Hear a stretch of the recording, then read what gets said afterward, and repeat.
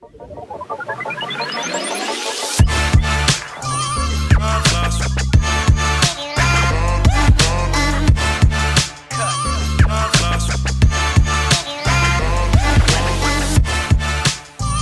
up? Welcome back to the podcast episode of Transfer CFB, presented by NoContextCFB.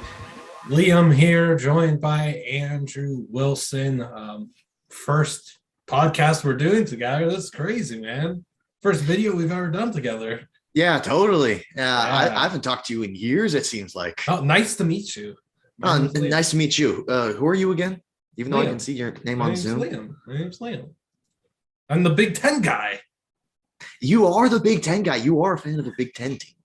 All right, enough with this garbage skit that we just did on the fly. We ain't here for that. We're here for college football in 2022. It's July, whatever day it is. 12th. I couldn't care less. We're very close to the season actually starting. We've got to start talking about games that are being played. You've got 5. I've got 5. 10 non-conference games that you need to watch in 2022. These aren't going to be all the simple games. There's going to be some gross ones in here. There's going to be some super exciting and highly anticipated ones. Regardless, these are just games that you as a college football fan need to mark on your calendar and you need to watch in this upcoming non-conference slate. Andrew, I'll let you start with your first game. All right. So we obviously had a little bit of dialogue before this because we don't want to have any overlap. So Liam said you can take Arizona, North Dakota State. So I didn't. Of course, yeah, as much as I want to talk about North Dakota State football and the beautiful city of Fargo, North Dakota, I need to get back up there. Arizona has a larger game than North Dakota State. Of course, if they lose that game, they've got some massive problems. But if they can find a way to beat Mike Leach's squad, the Mississippi State Bulldogs, that shows some amazing progress. Mississippi State obviously is going to have one of the most prolific passing offenses in the country. I don't know if I would say prolific, or they're going to be one of the most pass-heavy teams in the country. Will Rogers at quarterback, he's really dang good. I feel like some people are still sleeping on him, even though he's going to pass for probably the most yards in the country with how much they throw, even though I don't know if they have a dynamic receiver to an extent. But if Arizona can find a way, I mean, they're probably going to be close to double-digit underdogs. I don't know what the spread is if there's one out, but that would just mean so much to Arizona right now. You know, you see other teams, the Pac-12, Cal's not doing well. Arizona State's not doing well. Colorado's going to suck. If Arizona can find a way to elevate themselves above those teams, man, we have a conference. It's not just going to be, you know, Oregon and then Utah and then USC for the next 2 years. No, we might. I'm not saying they're going to contend for the conference, of course, but they're going to be interesting to watch. You know, if they get one of those 11 o'clock games, which actually this is an 11 o'clock kick for, I believe it's Eastern, 11 Eastern. I don't know my time zones that well. If it's at 11 Eastern. So if Arizona can find a way, you know, maybe they get a few of their games bumped to, you know, 2:30 Eastern kick or whatever the heck it is. Gross. No. It's not happening. Just like those Big Ten schools don't be playing at night, the Arizona schools do not want to play during the day. They do not want to play in 150,000 degree heat. See, now here's why I rebuttal. I think that's good content. No, it's not happening. Like straight up, though, it's not happening. Okay, well, Their 11 o'clock. Well, prime time is still great. 7 o'clock. Yeah. They're just they ain't playing afternoon games in Arizona. I'll tell you straight up. I do now think that's probably not the greatest idea because we don't want people getting dehydrated. But yeah. I still think this is fun. Mississippi State, Arizona. If Mississippi State loses this game, we've got some problems. Mississippi State should win this game. They should win it by double digits. But Arizona can't sleep on the Wildcats. Jaden Delora to Jacob Cowan. It's going to be fun to watch. Jed Fish, man, show us what you've got. I'm super excited to see what Fish could build in Tucson. But I'm even more excited for this in-state matchup on September 3rd, Andrew. Tell me what date that was. That was September 10th, week 2. So we're going to go back. No, my game. Oh, Your game is September 3rd. You just said it. Exactly. And It's week those 1. watching need to circle September 3rd on their calendars. They need to make sure that they are watching Houston at UTSA at the Alamo Dome. This is what it's all about, folks. UTSA, the beloved Roadrunners, meet me coming off their dream season, get to play Houston. That's fun. All this amazing talent that's going to be on display. It's going to be absurd to watch and what could very well become a heated contest deep in the heart of Texas. You've got Clayton Tune, who has high hopes for 2022. You've got star receiver Tank Dell, who's going to be on a mission. How could you not want to watch those two? When Rashad Wisdom and the Roadrunners defense, a very good runners defense, are going to try and stop this electric Houston offense and some of the playmakers they've got. It's going to be fun, man. And don't forget what UTSA's got on offense. Frank Harris returns at quarterback, but DeCorian Clark, Joshua Cephas at receiver. Don't forget about the GOAT, Zachary Franklin. And how is Houston going to combat that UTSA offense? Maybe it's with the strong pass rush. Friends of the transfer portal, Derek Parrish and DeAnthony Jones are going to be looking to get at the quarterback. Gervarius Jones highlights that secondary. This game is going to be so sick. It's going to be a war in San Antonio. I cannot wait. This is a must-see game. Houston's favored by 4.5 right now. This game's going to be so fun. Whoever wins, like, it'll be a hard-fought battle. Good for whoever wins. Massive win. Yeah, I essentially want to see how is UTSA going to replace Sincere McCormick. Obviously, he went off to the NFL draft. Yep. So what's the run game going to look like? Because we know what Frank Harris can do. We know what the wide receiver core can do. How are they going to be able to replace his production? That'll go to the starting RB job. Will go Brent Brady, who has played a good dose over the last few years. He does return. He's looked pretty dang good in his secondary role at running back, and he showed really great footwork, open field kind ability and stuff. He's been a fun back to watch when he's actually got touches when Sincere is not carrying the ball 97 times a game. Brady could play, though. Their offensive line group is pretty dang good. We'll see who else gets touches at running back after Brady, though. Yeah, that's going to be an amazing game to watch. It may not be the most high-profile game in week 1 because there are some great ones, and I'll talk about one in a second. But that's going to be a massive one for the state of Texas. We know how much Texas loves their football. They do be loving football. You know who else loves football, Liam? Los Angeles. People in the states of Indiana and Ohio. More specifically, fans of a team from South Bend and a team from Columbus, because that's one of the biggest non-conference games we have this year. Notre Dame at Ohio State. Now, yes, you may look at this game. Oh, Ohio State should clobber them. They're 17-point favorites. Ryan Day has a national championship aspiration for his team, and he very well should. They're going to be very freaking good, especially on offense, where most people, including me, expect them to have the best offense in the country. But, and that it's a big but, Marcus Freeman isn't going to go down without a fight. He's going to be coaching his first regular season game, not his first game, if we remember Oklahoma State. How do you choke that lead to Spencer Sanders? I'm sorry. Yeah, we could go on that tangent, but we won't. Not for today. We'll try not to go on these tangents, but come on. Notre Dame doesn't have a bad team by any means. And, in fact, if Marcus Freeman can, do what he's doing as a coach, what he's been doing on the recruiting trail, which is dang near everything, which, by the way, right now, last time I checked the rankings, Notre Dame is second in the country for recruiting. You know who's number 1, Liam? Probably Ohio State. The Buckeyes of Ohio State. They're number 1. So technically, this is going to be a 1-2 matchup. No matter what happens with the preseason poll, that means quite literally nothing. We're going to see a 1-2 matchup in week 1. I think that's kind of funny, as long as recruiting stuff holds, which maybe Alabama gets up. But that's a different story for a different day. Notre Dame, I believe Tyler Buckner is going to be going in at quarterback over Drew Pine. Would I be correct in assuming that, Liam, as he? You would be. I don't think we'll be seeing okay. I won't go on the tangent. Never mind. Yeah, I think we'll see Buckner choke. We'll see, Buckner, even though Jack Cohn's no longer at Notre Dame. I know. And I was just mad I didn't get to see a picture of Pine and Cone staying next to each other last year on the bench for no context content. Yeah. Sorry. Well, that just killed the entire flow as my phone goes off because I always forget to turn on Do Not Disturb. Shout out Andrew for texting me. I want to see how Ohio State's defense does because we know last year the main reason they did not make the college football playoff, let alone the Big Ten title game, is because they were soft. They couldn't stop a raindrop from hitting cement.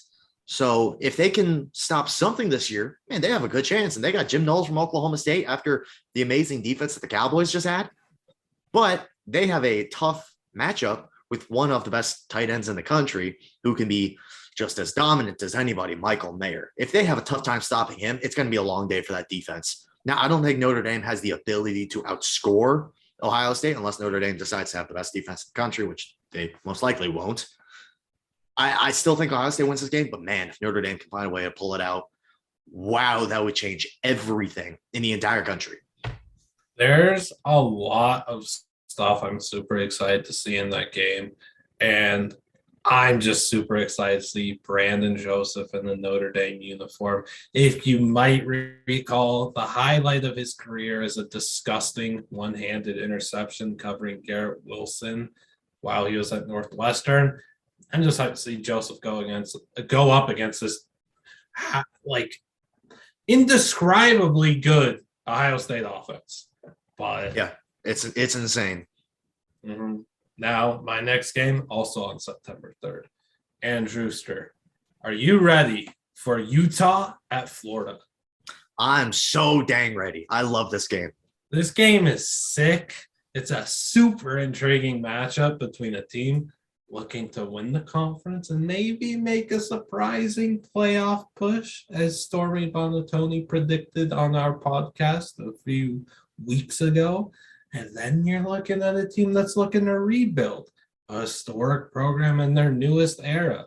Look, man, the Utes defense, they're going to be ready for the test. Clark Phelps III and then Florida transfer Mohamed Diabate, who you talk about in one of our other videos upcoming. Those dudes leading the way, golly, that's sick. On offense, the Utes are going to throw out Cam Rising at quarterback again, who is shown to be one of the most, talented quarterbacks in the country at this point. Tavion Thomas in the backfield, who's going to build off that incredible 2021 season. But then, man, could Billy Napier grab the W in his first game coaching the Gators? Will the mythical beast that is Anthony Richardson shred up a really good Utah defense, or will he just be a folk hero that didn't end up showing up? What Gators will step up in this new era? A lot of new pieces on that team, a lot of talented freshmen. Does ETN get the ball early on in his career? Does the Utah 2-point spread scare anyone else, or is that just free money? Yeah, I think the most important thing with this matchup is it's in Gainesville. If this game was in Utah, no offense, I'm not giving Florida a chance to win this. Agreed, 100%. But you know who I feel bad for? I feel bad for Anthony Richardson. Not just because he's at Florida and not a better program. No offense, Gators fans. But his first game last year, who was it against, Liam? Who was his first game that he started? Dude, I don't remember. The Georgia Bulldogs. Oh, yeah, that. So his first two games as a collegiate starter are going to be against the best defense I've ever seen and one of the best defense that's going to be in the country this year. That's just unfair. Your first two starts as a collegiate quarterback should be against South Florida and Georgia Tech. Or DeVry. Or DeVry or Samford. But we know how Florida doesn't really care for Samford. If Florida can somehow find a way, I'll be impressed. I'll be very shocked. It'll be an amazing start to the Billy Napier era.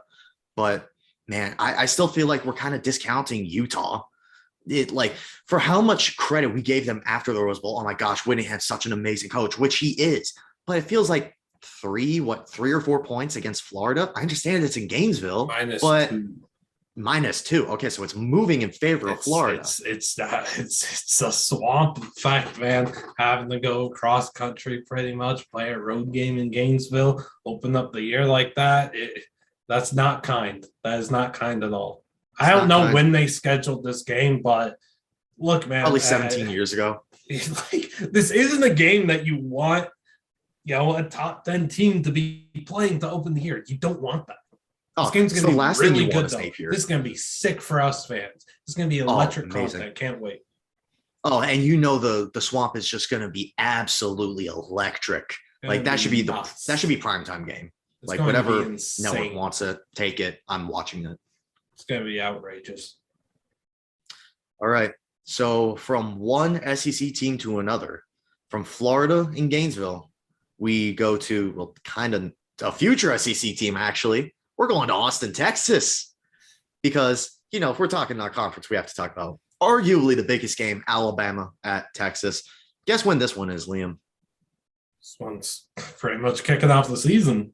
Nope, it's September 10th, week 2. I'm very bad at dates. Golly. You are awful at them. I hate numbers. What do you think is worse? The NCAA, the Rose Bowl committee, or the fact that Big Noon Kickoff forced us to have Alabama at Texas in Austin, Texas at 11 a.m. in early September? I am not a big fan of Big Noon Kickoff. I'll let that Big be known. Noon Kickoff, not only did they rob Penn State of having an Ohio State whiteout, and I can say that freely because I'm a Minnesota fan, and I'm going to try and go to the whiteout, but they also made Texas and Alabama one of the most hyped up matchups going into this entire season. 11 o'clock kick.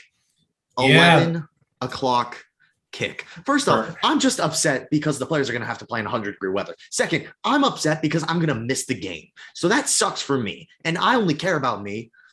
So unfortunate. But talking about the actual game itself, man, Texas can do something. They can do something special. Alabama, last year, it wasn't super early in the season, but they lost in the state of Texas. And this is a pretty big if, because Texas is going to be double-digit underdogs. If Texas can find a way, have that explosive offense, maybe Quinn Ewers can live up to the hype. Isaiah Nair, Xavier Worthy, Bijan Robinson, maybe you'll see a bit of A.G. Hall in there. If they can get a good offensive line, not even good, enough, because they're going to need a lot to stop Will Anderson. Oh my gosh, and Dallas Turner. Have fun. Wow. Yeah, have fun with that. And their offensive line is not going to be great. It's not highly recruited. It's not, highly touted. If they can find a way, just find a way. Steve Sarkisian, he needs to find a way on offense. The defense, they're also going to have a tough task because of all the talent Alabama just got in the transfer portal. If Texas can find a way, this could be one of the most landmark upsets, not because of point spread, but it's because Texas football, all the years, last few years, ever since we started making the meme, they're back. Sam Ehlinger saying it against Georgia, they're back. It might actually be back. In fact, they would be back. If they beat Alabama, they're back. No one can ever make fun of that phrase ever again. If they find a way to beat Alabama, no one can ever do it again. Until they lose to UTSA. Oh, that's a given. If they beat Alabama, they're losing to UTSA. It's meet forever. Man, Texas trying to tackle Jahmyr Gibbs is going to be hilarious. Because they can't even tackle their own guys. Oh, man. And no offense to their own guys. Their own guys aren't Jahmyr Gibbs. That's going to be super, super fun. Can't wait to see Bijan and Jahmyr go up against it, try and outproduce each other at running backs. It's going to be incredible. Points wise, there's going to be a lot of points scored. I think Bama will win it handily, though. They are not going to be able to stop Will Anderson and Dallas Turner. Will Anderson got an early Heisman moment, maybe a little strip sack on Ewers. Strip sack. Dallas Turner takes it to the house. They do some tandem celebration. Amazing social media moment. Why not? But hey, maybe we're wrong, and Texas will be back. And Juicer is doing horns up instead of down. Interesting. Yep. Look, let's go September 10th. Yes, I have the date written down because not a numbers guy. You should all know that by now. It's a gross game. Let's get that out there. It's gross. It's almost always gross. Iowa State at Iowa. It might not be the most appealing game to the human eye when it comes to pretty football, but this matchup is full of hatred and sloppy play. Who doesn't want to watch that? I was Me. one okay. I was won 6 in a row in this rivalry. There is turnover, pun intended. Sorry, Brock Purdy, at the quarterback position for Iowa State. Hunter Decker's looking to make his mark. Just don't throw the ball near Iowa's Riley Moss, because Moss is looking to make things nightmarish for the Clones. But this rivalry consistently excites in the strangest ways. How many just bizarre plays are there in these, last decade of this rivalry that are kind of infamous moments, like the bizarre, muffed punt debacle. There were some really weird Purdy interceptions last year. I'm really excited for Iowa State, Iowa, even though it is a gross game. It is gross. I get that. You're going to see a lot of running the football, but you're also going to see some easy missed kicks. You're going to see a raucous crowd. You're going to see a lot of hatred. It's what college football is all about, whether it's pretty or not. It's just dang good college football. That one's in Iowa City this year, correct? Yes, it is. Yeah. You willingly picked a game that's going to finish 9-6. Yeah, but that's hilarious. That's fun. Like that's okay. I wouldn't call it fun. I mean, I did not have fun watching Wisconsin Penn State last year. It was hilarious, but fun is a different adjective. When there's a bunch of sloppy plays with awful turnovers, dropped passes, muffed punts, blocked kicks, all that garbage happening, it's fun. It's chaotic. It's hilarious. And chaotic is fun, and hilarious is fun. No, I'll give you that. I'll give you that. Again, it's not the most appealing game at all. And it is especially gross. Not to me. It's gross. Oh, it's awful. And it's as gross, someone who has multiple it's a game friends that college football fans need to watch. As someone who has multiple friends that go to both institutions, they hate each other. Like I've friends that were best friends that went to Iowa and then one went to Iowa State. Now they want to have fist fights after the game. Mostly the Iowa State fans having fist fights because of the way that rivalry is gone. But let's, maybe the Cyhawk goes somewhere else this year. Maybe. All right. Now from a game where there's not going to be much offense to a game where there's going to be a lot of offense, in my opinion.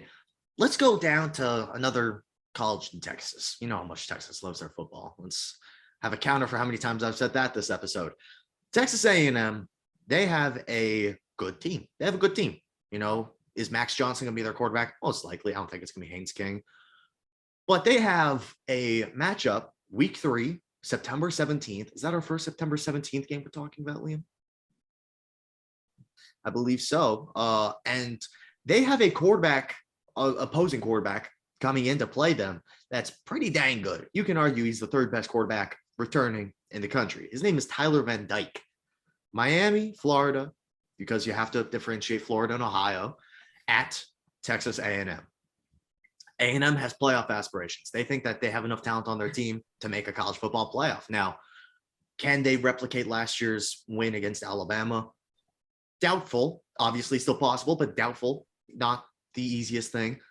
But would an 11-1 A&M team that has one loss to Alabama, which we would assume is the eventual SEC champion, they would be favored to make it into the college football playoff. I mean, we can assume the Pac-12 champion's not great. The ACC champion might not be great. Obviously, we'll have the Big Ten champion in there. Whatever happens with the Big 12 happens with the Big 12. They'll probably do something weird. An 11-1 Texas A&M can easily make the playoff. Miami, though, is not an easy beat. And also, Miami has hopes of making the ACC championship, in which they actually should, because they have a lot of talents on that team, including Tyler Van Dyke. The big question with Miami going into this year is who can step up at wide receiver, because they don't have any talent there. Let's just be completely real. They missed a prime opportunity to get one of the best wide receivers in college football, Tyrese Chambers, and they decided, you know what, we want to suck at wide receiver. So they'll definitely regret that, especially when Chambers has 2,000 yards. And, maybe he would be the difference in this game, because I still like A&M. I love their talent on defense. I just think Miami is a game where you cannot overlook the Hurricanes by any means. because we know how good of a coach Mario Cristobal is. I think that this game could have some serious talks about the playoff after, a few weeks after. Like, man, if A&M would have won this game, or man, A&M won this game. So that's big for them. I actually have a walk-on tryout with Miami. I'm going to try out for receiver in 2 weeks. So wish me luck, man. No. Okay, thanks. Well, that game will be fun. It will be. I'm excited to see how TBD fares in a hostile environment at Kyle Field with the lack of receiving talent that Miami has. Against a pretty good A&M secondary led by Antonio Johnson. It's going to be a really intriguing matchup. Looking forward to it. Going to throw out some honorable mentions here, though, for some really fun non-conference games featuring Group of 5 schools real quick. Texas A&M also plays App State. App State also plays UNC. UNC also plays Georgia State. Those are a few games that are going to be really fun, I think. So, maybe the Sun Belt teams don't win them, but you never know. I think they're going to be really fun. More so, UNC is going to be on upset alert than A&M. Let's remember a few years ago, the Sun Belt had, I believe, 2 or 3 of the biggest upsets to start the year. UNC lost to App State in 2019. Yep. And then I remember, I think it was Kansas losing to Coastal, but that doesn't really matter because it's Kansas. I believe that spread was 8.5. Regardless, though, I don't think A&M's in trouble against App State, but I do think UNC might just be in trouble against App State. And don't sleep on Georgia State. Their turn near everybody. They're going to be good. I'm sorry for that tangent, but honorable mentions there. Let me get to this September 17th matchup as well between, teams on the West Coast. BYU at Oregon. It's going to be really fun. Again, another really dope atmosphere out here at Autzen. Jaron Hall, the BYU quarterback, he's going to get a shot to show out on the national stage against that great opponent in Oregon. Very good defense, hostile environment, going to be a really good test for him. BYU's schedule is also just straight up insane. Like he has so many opportunities to prove himself against some of the better teams in the country.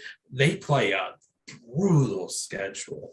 Now, BYU's offensive line is tough, and again, they're facing a brutal test in the Ducks defense. That matchup is really going to be fun to watch. I mean, it just is. You've got Noah Sewell and Justin Flo out there, Ducks linebackers that are going to look to make some huge plays in this one. But let's talk about the Ducks offense. How will Bo Nix fare in his third game at Oregon? He's already going to have faced Georgia and Eastern Washington. How's he going to face against BYU? I think this game's going to be really fun. Would expect Oregon to win it, but sure it's going to be close. BYU, they be playing dudes close. I think this is going to be a really fun game that a lot of people should watch. Yeah, that's going to be a very interesting game. It is at Autzen. Well, one more offensive piece I want to bring up. I'm going to bring out my former Minnesota hat. Marquise Irving transfer in from running back. I don't think he's getting enough attention. I think he could definitely end up being a big piece in that Duck offense. They lost Travis Dye to USC. So who better to, replace him in the run game than a guy who was proven in a Big Ten running offense last year. So from Autzen, we will go down to Fayetteville, where we'll see Sam Pittman and the Arkansas Razorback Hogs take on Luke Fickle's Cincinnati Bearcats. Now, you're probably thinking Arkansas should win this game quite easily. They have it at home. They have some good returning talent, especially on defense, Jalen Catalan. But Cincinnati's, once again, you can't overlook them because, yes, they lost so much NFL talent. And by so much, I mean they probably lost an entire NFL team. But we are also, in my opinion, kind of overrating some things about Arkansas. KJ Jefferson's a very good quarterback. I like him. But they lost their best offensive player last year. Treylon Burks no longer in Arkansas. He is now a few states away in Tennessee, unless they border. I'm not great with geography. But they replaced him with Jadon Hazelwood, who really hasn't broken out of his shell He had, I believe, 2 years at Oklahoma, and he hasn't really, done too much. And with the reminder, he was the number one wide receiver in the country when he was in his recruiting class. I believe he was number 4 overall. Outrageous to that's crazy. It is crazy to think. And he's going to have a tough matchup. He's not going to be going up against a Sauce Gardner, but he's going up against Arquan Bush, who is a talented corner that Cincinnati had last year, playing in the slot. If Arquan Bush can take down Jadon Hazelwood, I don't see too many offensive weapons outside of him. Arkansas is going to have a tough time scoring the ball. And Cincinnati, as much offensive talent as they lost, Luke Fickell will find a way to scheme them into the end zone a few times.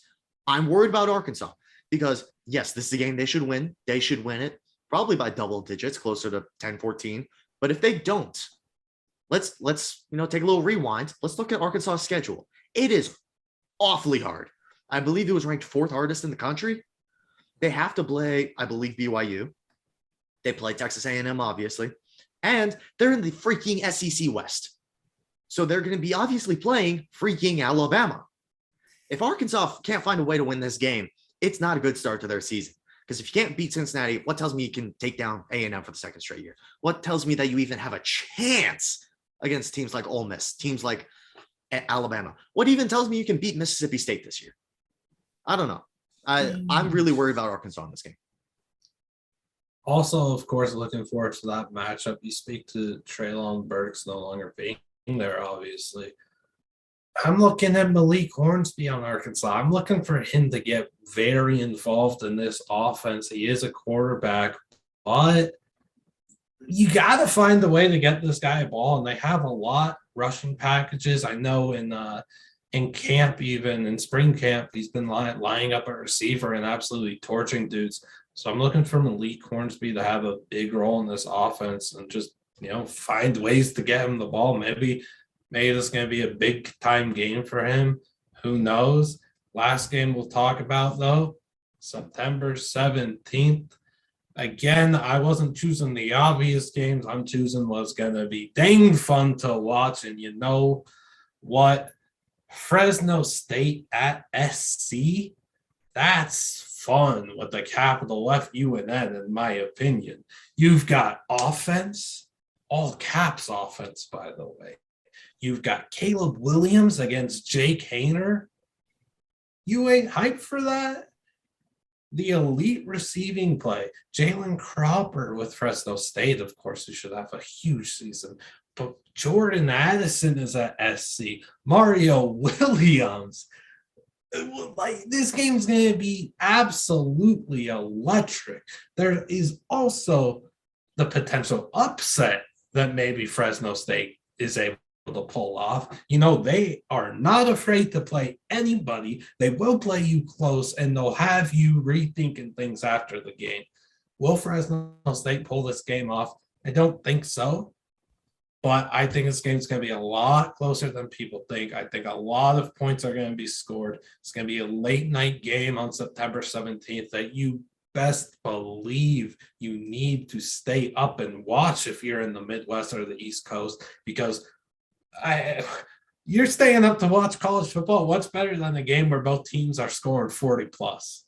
Like, you deserve to watch a fun West Coast shootout. Fresno State, SC, the Coliseum, gonna be nuts. Have fun watching it. So much elite talent all across the board. If you're not watching this, you're not a real college football fan. You know what this game is going to be? This is going to be one of those games where you kind of write it off. Yeah, I'm watching the late slate. Yeah, USC is playing. Obviously, might turn it on. I want to see how Caleb Williams is doing. And then you're just scrolling through an app to check scores, and you're like, mid-third quarters, blah, blah. Whoa, USC and Fresno State are tied 31-31. Hold up, let me flip this game on. That's one of those games. No, that it is one of those games, but we're warning you right now, it doesn't have to be one of those games. Just straight up watch the whole game. Oh, of course. No, I'm saying that for the casual fan. No, I'm gonna have 18 games on. I'm gonna take every TV in my house and I'm gonna put it in my room. I don't care what anyone else has to say. So let's talk a little September 17th schedule. Sorry, I'm in Vegas, so Pacific time. UTSA Texas is unfortunately on Longhorn Network at 5. That's Hold up. Hold the freaking phone. That's bad. The Longhorn Network gets one of the best games of the week, and that network's going bankrupt. That's bad. This is a really good late slate, though. You have that game at 5 Pacific. At 6 Pacific, you're getting your Miami A&M battle. At 7 Pacific, a little San Diego State, Utah. At 8 Pacific, NDSU Arizona. 7:30 Pacific is that Fresno State SC game. And hey, if you're one of the 16 people with the Pac-12 network, this isn't an ad. Eastern Michigan, Arizona State is for you at 8 Pacific. But that late slate is kind of loaded. So you might be right that people will be, watching Miami A&M. Maybe they're watching San Diego State, Utah, and they're not watching this battle of great offenses. And they will have to say, this game is 31-31 in the third quarter. I need to turn this game on. I need to see if Jake Haener could beat another LA school. I need to see how Caleb Williams and Jordan Addison and Mario Williams are shredding this Fresno State defense. It's going to be nuts. It's just great content. This is a game where off the transfer portal CFB account, I'm probably going to tweet 96 highlights of it during the game. It's going to be insane. It's going to be one of those games where you're scrolling through social media and you just see, whoa, touchdown. 2 minutes later, touchdown. What the? I thought, okay, 2 minutes later, oh, okay, hold up. No, I'm turning this on. Yeah, Jordan Addison just got a 46-yard touchdown catch. Jalen Cropper's got a 24-yard touchdown catch. Jordan Addison answers back with a 67-yard reception. There's a hook and ladder to Travis Dye out of nowhere. Yeah, we didn't even speak about the running backs. Jordan Mims on Fresno State finally getting the secure RB1 role. Now that Ryan Rivers isn't there. We need to end this. I'm sorry. The game is going to be fantastic, though. Please do not sleep on it. It's going to be amazing. Stay tuned because there's a lot of great games week 1 and 2 and 3. 4, 5, 6, 7, 8, 9, blah, blah, blah, as well. All the way to 15 for Army Navy. Yes. And I got to say, man, good calls, Andrewster. Had some really good games to watch. There are a lot of games that we missed. I'm sorry. We only chose 10. And please think of how many non-conference games there are and that we were trying to divvy it up. And I wasn't just trying to choose the best games, the most, obvious ones. Oh, well, sorry, I had to talk about them. Sorry I didn't mention UCLA, South Alabama. I apologize. UCLA Bowling Green. I didn't want to say it for you. I'm sorry. I apologize. But, man, college football is going to be sick in 2022. Obviously, it's sick every year. But we thank you for listening to this podcast. If you're watching on YouTube, please consider liking and subscribing. Giveaway of 1,000 subs. That's going to be fun. Can't tell you what it is yet, but just know it'll be really dope. And, comment below what games you guys are looking forward to watching in non-conference slate. Because, again, there's a good 3 million to choose from, it seems like. Yeah. I mean, as long as you stay away from the most annoying ones, because there are some annoying ones, let's be fair. Yeah. But, thank you again for listening. Let us know what you want to talk about on the next one. And we appreciate you for listening, watching. See you on the next one. Goodbye.